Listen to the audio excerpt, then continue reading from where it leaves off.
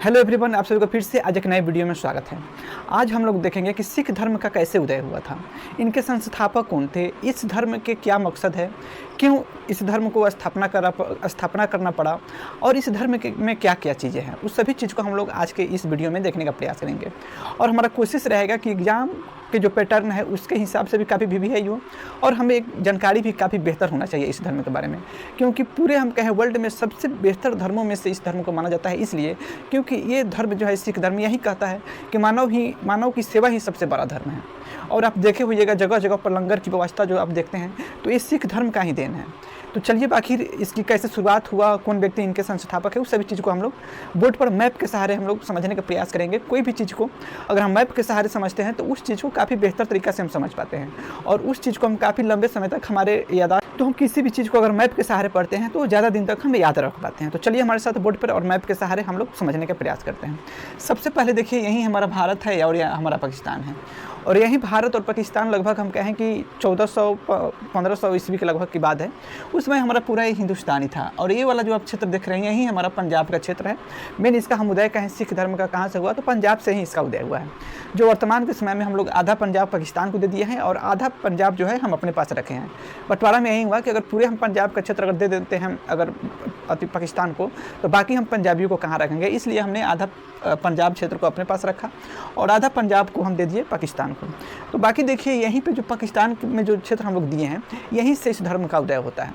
यहीं पे एक व्यक्ति का जन्म होता है जिनका नाम होता है गुरु नानक। इनका जन्म कब होता है, तो 1469 यानी 1469 में इनका जन्म होता है। और जन्म हम कहें वहीं इनका कार्तिक पूर्णिमा को पाकिस्तान के यहीं तलबंडी या नानकाना साहिब उस जगह को कहा जाता है। यानी तलबंडी कहें या उसको नानकाना साहिब जगह का ही नाम है, जो कि वर्तमान में कहें कि पाकिस्तान पंजाब के क्षेत्र में ही जगह है। तो यहाँ से इनकी जन्म होता है। उसके बाद में हम कहें कि इनके जन्म के जो अवसर है, यानी गुरु नानक का जो जन्म हुआ, उस समय को सिख लोगों ने एक धर्म को मनाना शुरू किया जिसको प्रकाश पर्व के नाम से जानते हैं। मैंने इनके जन्म के अवसर पर एक काफ़ी महत्वपूर्ण पर्व है जिसको हम लोग प्रकाश पर्व मनाते हैं, जो सिख धर्म को जो मानते हैं वो लोग मनाते हैं। उसके बाद में हम देखें कि इनके समकालीन कौन थे, यानी गुरु नानक के समय, और बहुत इतिहासकार ने बहुत सारे उस समय और इनके समकालीन काफ़ी महत्वपूर्ण लोग थे, उनका भी जिक्र मिलता है हमें एग्जाम में, तो वो भी हम लिख दिए हैं कि वो भी हमारे एग्जाम भी उससे भी काफ़ी महत्वपूर्ण है। तो इनके समकालीन कहें गुरु नानक के, तो इब्राहिम लोदी थे। उसके बाद हम कहें दौलत खां लोदी हैं, बाबर हैं जो कि पानीपत का प्रथम युद्ध लड़ा था, और उसके बाद हुमायूं है जो बाबर का लड़का है यानी बेटा है इनके। तो ये सभी गुरु नानक के समकालीन ही थे। उसके बाद में हम कहें इनकी पत्नी का भी नाम मिलता है जो कि सुलखना देवी, जो कि गुरु नानक साहब की पत्नी हैं। इनके दो बेटे भी हैं, जो एक हैं श्री चंद्र और दूसरा है लक्ष्मी दास। यानी गुरु नानक के दो बेटे हैं जो कि एक श्री चंद्र हैं और एक है लक्ष्मी दास। उसके बाद में कहें कि जो गुरु नानक थे ये 4 शिष्य को भी बनाए थे अपने। 4 शिष्य काफ़ी महत्वपूर्ण थे। आपको काफ़ी जान के हैरानी भी होगा कि गुरु नानक जो अपने 2 बेटे रहते हुए भी जब अपना पद देने का समय आया तो अपने बेटे को न देकर ये अपने 4 जो शिष्य हैं उनमें से एक को देते हैं। जो आज के समय में हम देखते हैं कि कोई भी राजनेता अगर चाहता है कि अगर हम गद्दी पर से हटे तो हमारे आने वाले हमारा वंशज बैठे, जबकि ये ऐसे थे गुरु नानक साहब की, जो जब गुरु का पद इन्होंने लगातार कंटिन्यू करना शुरू किया तो अपने बाद अपने शिष्य को उस पद को देना स्वीकार किया। तो यही 4 शिष्य है, जो कि एक है लाहना, उसके बाद एक है मर्दाना, जो कि ये मर्दाना जो है यह एक मुस्लिम व्यक्ति है। तो लाहना, मर्दाना, उसके बाद रामदास और बाला, ये 4 इनके काफ़ी महत्वपूर्ण शिष्य थे, और इन्हीं 4 शिष्यों से अपने धर्म को प्रचार प्रसार करना शुरू किए थे। उसके बाद में हम कहें इनके ज्ञान की प्राप्ति, यानी ज्ञान की प्राप्ति कहाँ पर हुआ था, यानी गुरु नानक की ज्ञान की प्राप्ति कहें तो यही ब्यास नदी की एक सहायक नदी है जो कि काली बेई नदी है, और यही काली बेई नदी के किनारे होशियारपुर एक जगह है जो कि ये भी पंजाब के क्षेत्र में ही पड़ता है। यहीं पे इनके ज्ञान की प्राप्ति होता है इनको गुरु नानक को, जो कि यह काली बेई नदी काफ़ी महत्वपूर्ण है, जो कि होशियारपुर, जो कि ये भी पंजाब के क्षेत्र में भी है। और किसका सहायक नदी है, तो ब्यास नदी की ही सहायक नदी है। इन्हीं के किनारे इनको ज्ञान प्राप्ति होता है, और ज्ञान प्राप्ति के बाद ये जगह जगह घूमते हैं। तो जगह जगह जहाँ घूमे उस यात्रा को क्या कहा जाता है, उदासिया कहा जाता है। यानी गुरु नानक जब अपने धर्म को प्रचार के लिए जहाँ तहाँ गए घूमे, उसको हम लोग उदासिया कहते हैं। ठीक, उसके बाद में इनका उपदेश भी है, यानी उपदेश क्या है अपने ज्ञान में देते थे, क्या लोगों को बताते थे।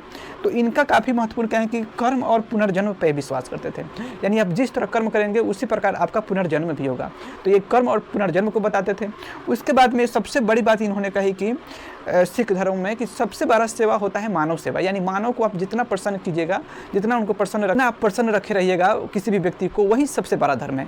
और इसी को देखते हुए उन्होंने लंगर व्यवस्था जो शुरू किया था। लंगर में क्या होता है कि पहले आप कोई भी इनसे अगर मिलने आता था गुरु नानक साहब से, तो पहले उनको भर पेट खाना खिलाते थे, उसके बाद बैठ के किसी भी तरह का उपदेश देते थे।